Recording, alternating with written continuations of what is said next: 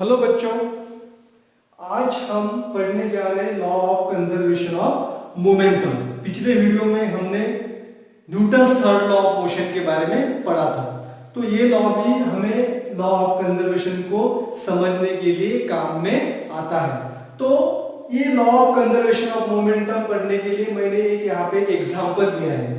यहाँ पे देखिए, this is the lorry. Lorry को कहेंगे हम ऑब्जेक्ट ए और this is the car which is object B.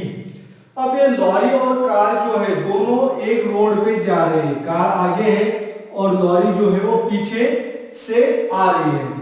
दोनों अलग अलग स्पीड से जा रहे हैं, लेकिन थोड़ी देर के बाद क्या होता है कि लॉरी जो है वो कार को एक टक्कर मार देती है, यानी कि जो लॉरी है, lorry collides on the car and then what happens, जब लॉरी कार को टक्कर देगी, लॉरी का धक्का जब कार को बैठेगा तो उससे क्या होगा, the car velocity increases. Car की जो स्पीड जो है, जिस स्पीड से वो कार जा रही थी उससे उसकी स्पीड और बढ़ेगी, क्योंकि उसे उसके ऊपर क्या लगा है, फोर्स लगाया है। तो अब देखिए, ये जो लॉरी है, lorry is moving with the initial velocity. तो लॉरी की जो इनिशियल वेलोसिटी है वो है u1, इसका मास है m1 और कार का मास है m2, और कार की इनिशियल वेलोसिटी है u2। Both are moving with non zero velocity. दोनों की वेलोसिटी जो है वो इनिशियल वेलोसिटी इसकी u1 है और इसकी u2 है। तो according to the momentum of lorry, अब लॉरी का मोमेंटम क्या होगा, momentum is mass into velocity, तो मास है m1, वेलोसिटी है u1। Then momentum of car, car का मोमेंटम क्या होगा, m2 u2। तो टोटल मोमेंटम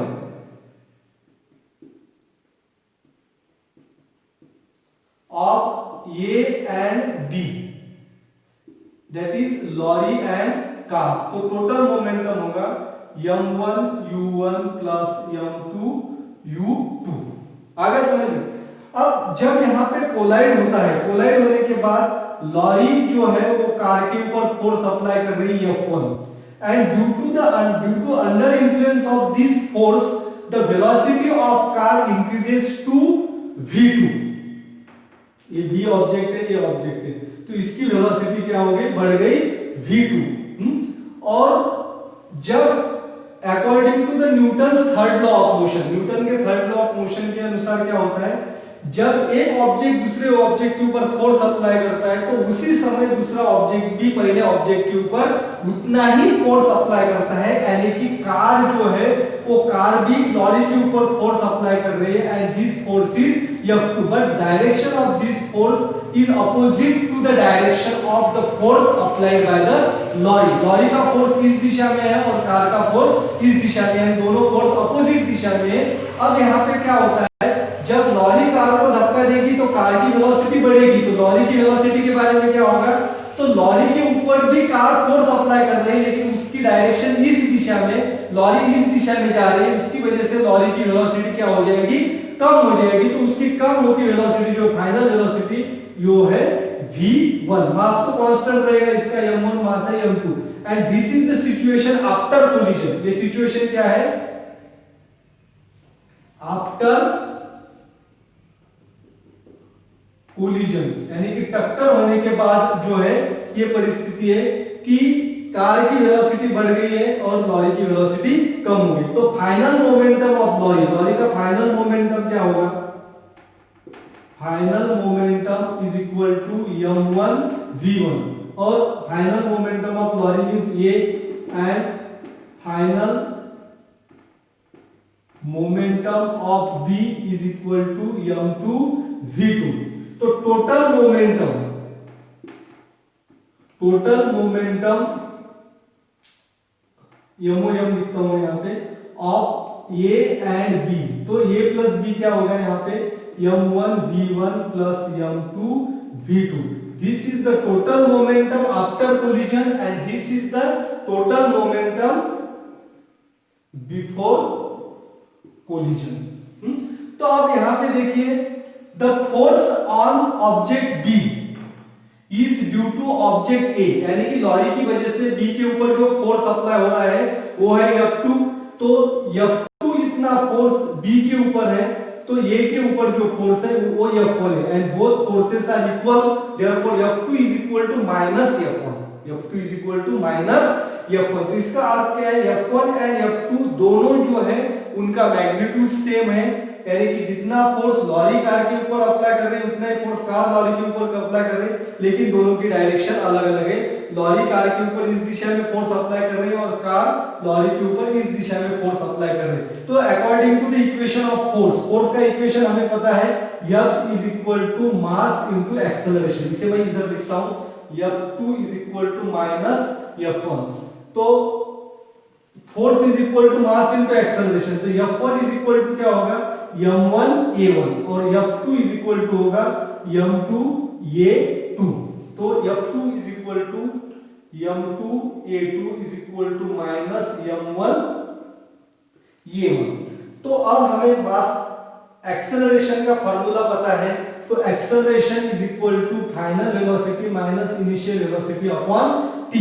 तो a1 इज इक्वल टू क्या होगा, a1 is equal to v1 minus u1 upon t, और a2 is equal to v2 minus u2 upon t।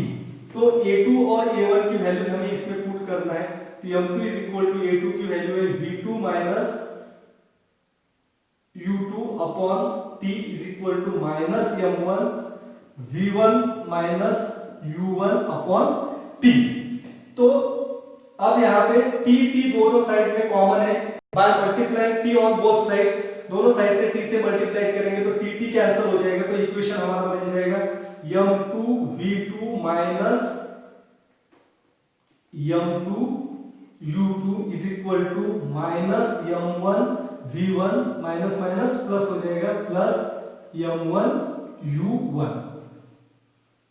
Bye rearranging this equation, इस इक्वेशन को हम रीअरेंज करेंगे तो क्या हम लिखेंगे, m2 v2, यहाँ पे माइनस m1 v1 माइनस है तो यहाँ इधर इस साइड में प्लस हो जाएंगे, m1 v1 is equal to m2 u2 plus हो जाएगा इस साइड में m2 u2 plus m1 u1। इसको हम फिर से रीअरेंज करेंगे, m1 v1 plus m2 v2, इसको हम ऐसे लिख सकते हैं m1 v1 plus m2 v2 is equal to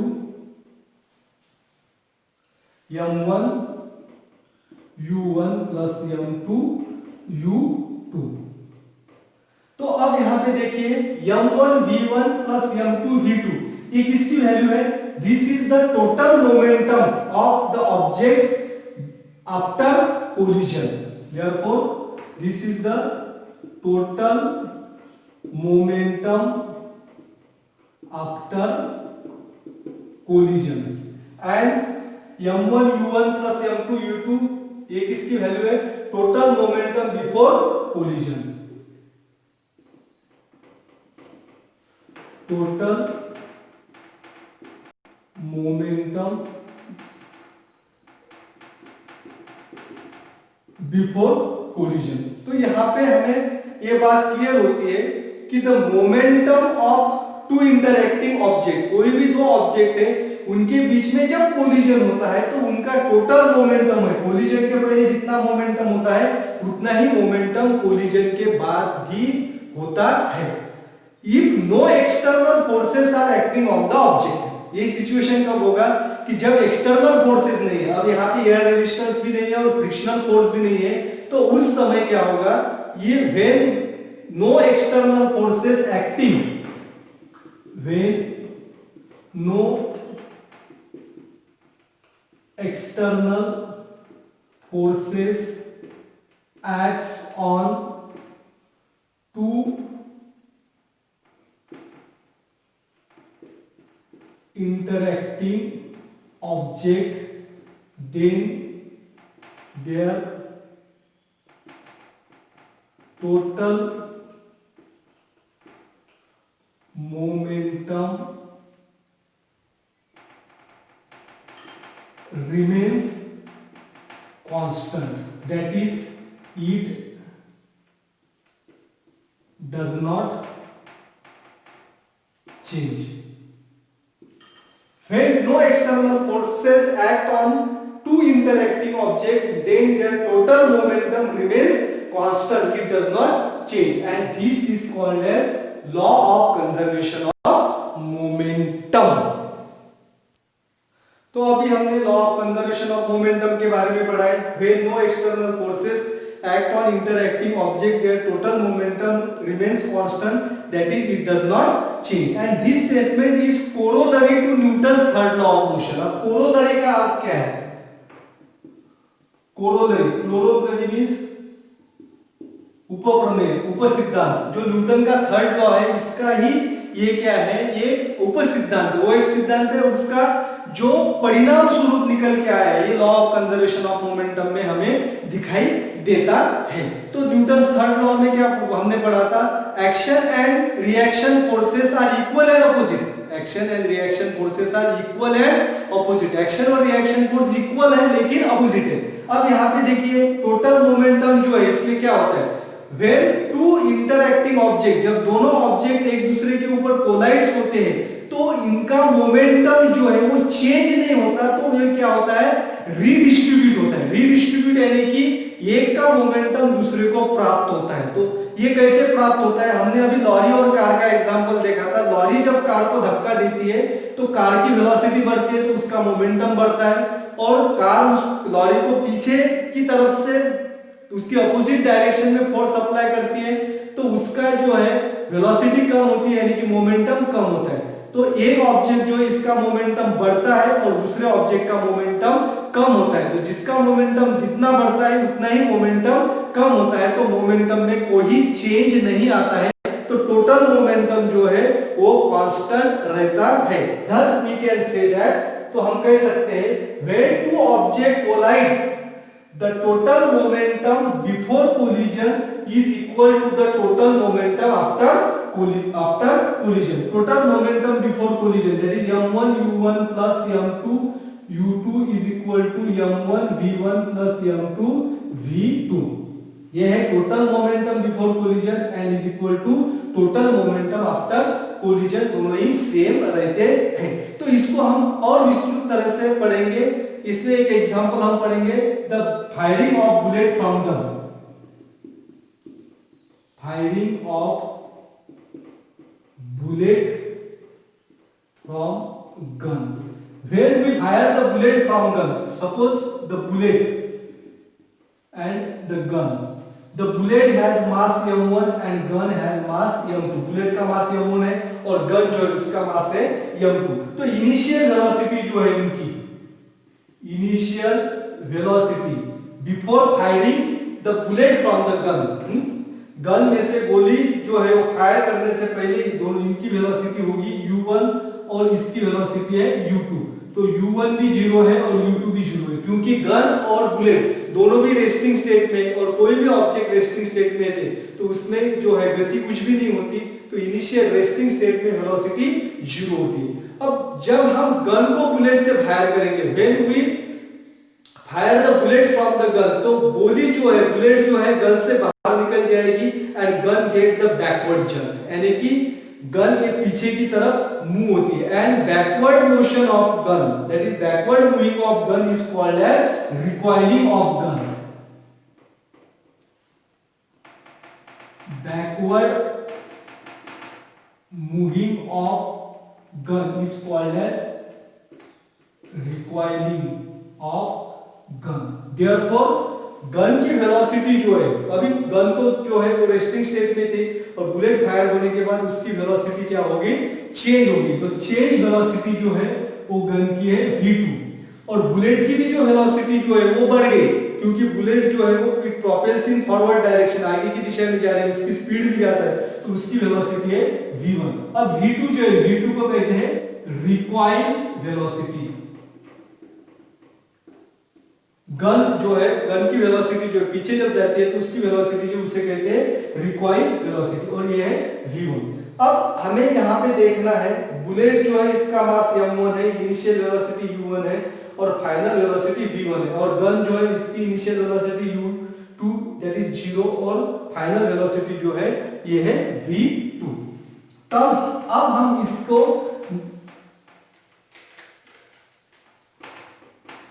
law of conservation of momentum में डालेंगे। अब m1 जो है mass of gun, mass of bullet, velocity of bullet, mass of gun, velocity of gun. Then this is the mass of bullet, v1 is the change velocity, final velocity, ये this is the mass of gun and this is the final velocity of gun. तो यहाँ पे m u and u2 zero है, तो इसकी value क्या होगी, 0 is equal to m1 v1 plus m2 v2।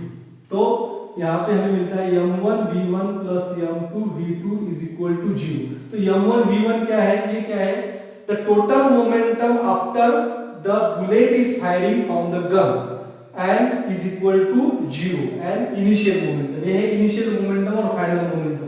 तो final momentum is equal to 0। Final momentum में क्या है, यहाँ पे 0 है, क्योंकि ये लॉ हमें क्या पढ़ाता है, इनिशियल मोमेंटम जितना होगा उतना ही फाइनल मोमेंटम होगा। यहाँ पे भी इनिशियल मोमेंटम जितना है उतना ही क्या है, फाइनल मोमेंटम है। तो रिकॉइल वेलोसिटी हम इससे निकाल सकते हैं, v2 is equal to m1 upon m2 is into v1।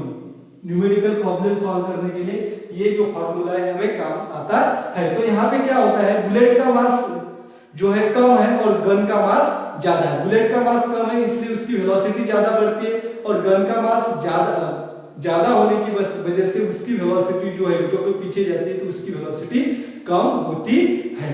And this law is applicable to the launching of rockets. Rocket जब लॉन्च होता है तब उस समय भी यही नियम यहाँ पे लागू होता है। तो यहाँ पे जो है टोटल मोमेंटम जो है गन और बुलेट का कांस्टेंट रहता है।